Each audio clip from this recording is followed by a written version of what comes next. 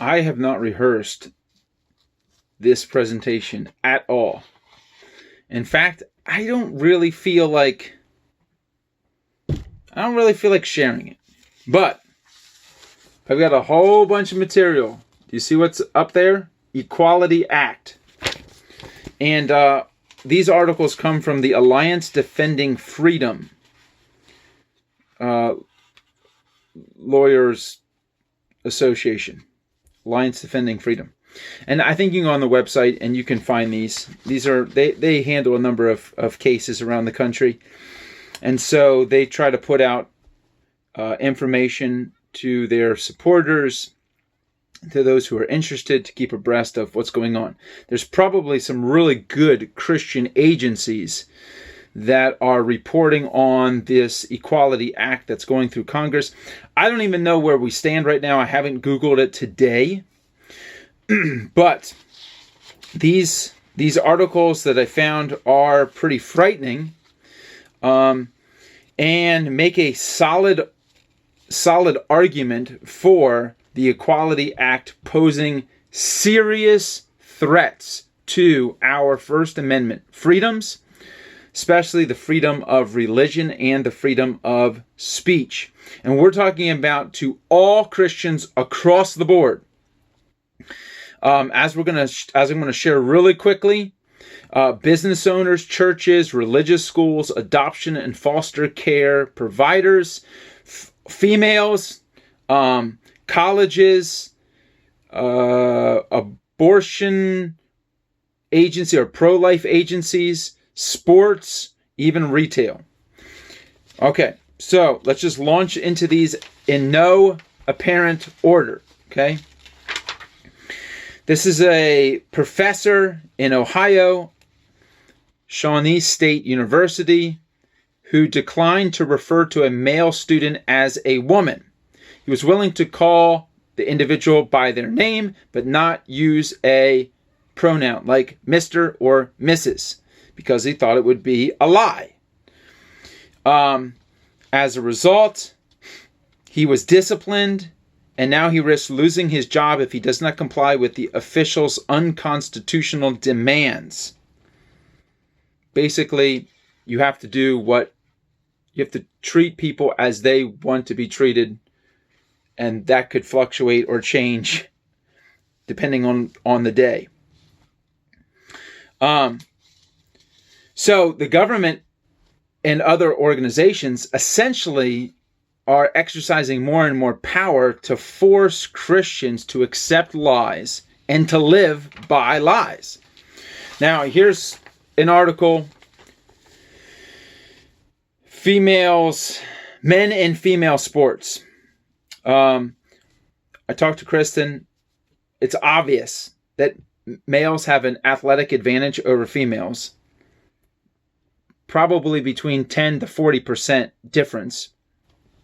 Listen to this. In Connecticut, just a couple years ago, within a 3-year period of time, 2 male athletes who now identify as female, just 2, in 3-year period of time, won 15 women's state championship titles in track and set 17 new records. 15 state champions, 17 new records. Now, that is undoing what women, long-standing female records, and in one particular case, one of the girls was a 4-time state in 4 different events, and she was no longer a state champion because now she's running against male. And just to show you, the most successful female track athlete of all time was Allison Felix. And in 2017 alone, she had over 15,000 males beat her record. 15,000, including hundreds of high school boys beat. This is Olympic champion, women's Olympic champion. High school boys are beating her. So it's a no contest. Biologically, biology, especially gender, influences athletic competition. All right, what do we got on this one?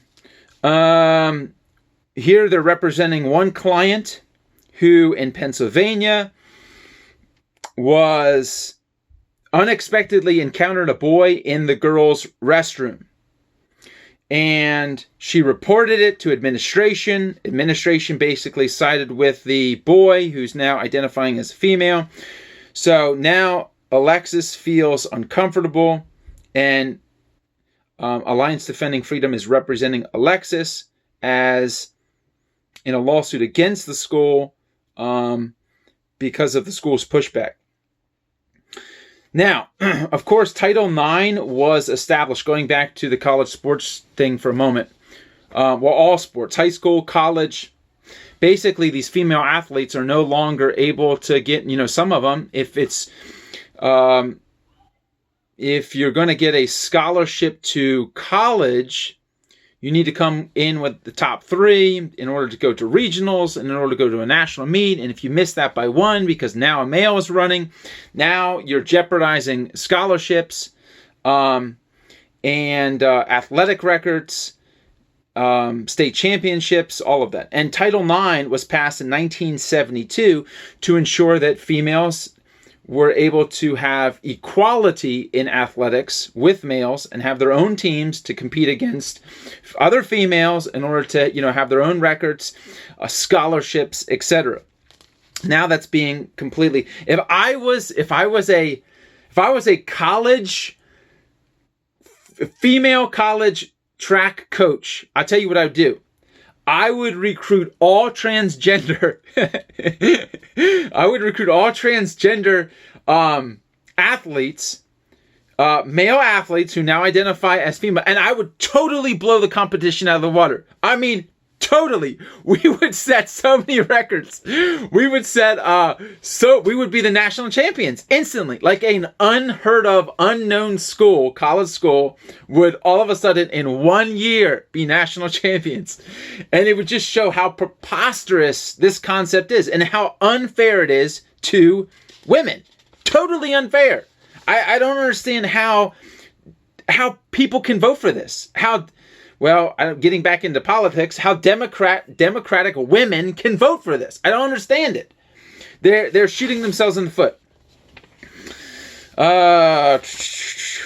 Abortion now being forced. Doctors and hospitals forced to commit abortions. No protections for employees who conscientiously object to covering abortions in their health care plans. Could require the federal government and recipients of federal funding to cover abortion. Abortion is basically being forced.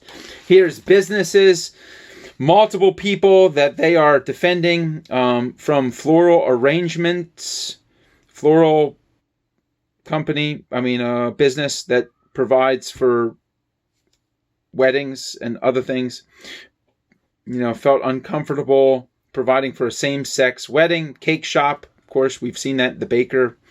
T-shirts promoting gay and lesbian service organizations. So the T-shirt guy, he's like, dude, I'm not going to print bad language T-shirts. I'm not going to print T-shirts that violate my beliefs or that promote violence, drug use.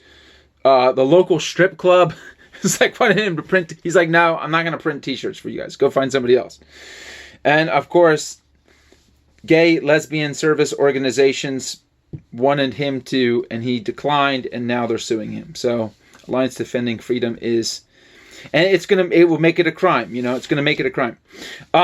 Foster care and adoption agencies, so Christian foster care and adoption, looking for a husband and a wife who are Christians, who they can put this child into their care.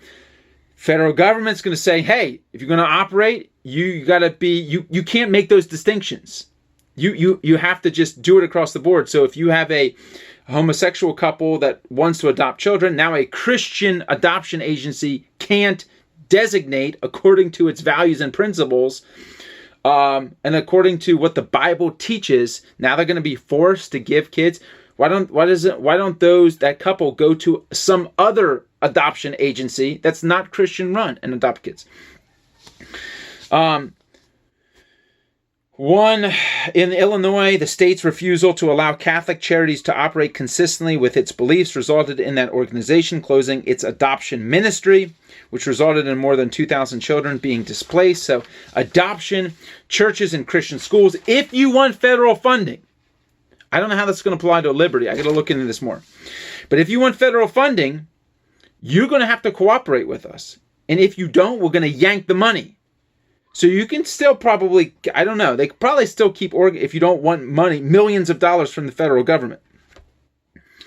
But basically saying that schools have to abandon their faith-based standards for student conduct. You can't just have, no sex before marriage, Christian school like Liberty saying male, female, you got to abandon that. And the whole sports team things as we discussed. All right.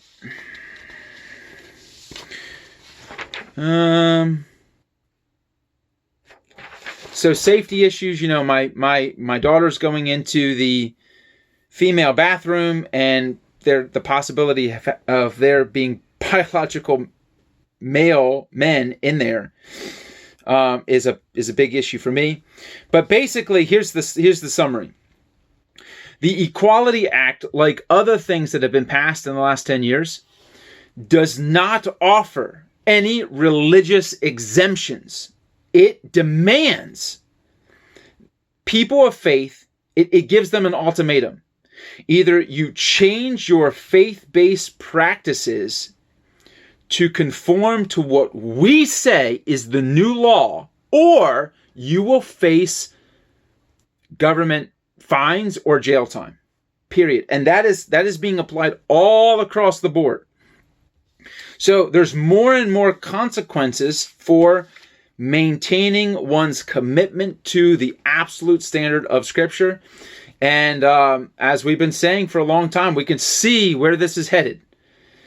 This is going to be more and more persecution, and more of genuine believers being pressured and squeezed to conform to culture. And if they don't, there's going to be backlash. There's going to be consequences, either for business, family, education now. We just can't send our kids to public school. We cannot send our kids to public school for required indoctrination of, for among other things, just the homosexual, transgender lifestyle.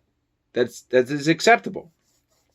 And to have that beginning as early as elementary school, not just junior high and senior high.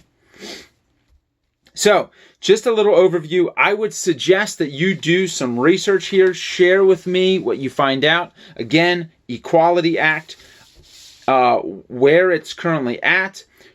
President Biden has said, I plan to pass this in the first 100 days. This is a priority for me. So I'm probably going to look this up later tonight. I just didn't have time before this devotional. But I want you to do the same. Prepare your heart, prepare your mind, stand for truth. Look this up. Let's get the word out. And if we can apply pressure in return, this is violating our First Amendment freedoms. The right to believe what we want to believe, speak, say, write, and worship the way we want to worship. The freedom of religion. Not just believing things, but also acting upon them. And this is jeopardizing all of those. Okay? Do your research, report back. Love to hear what you have to say.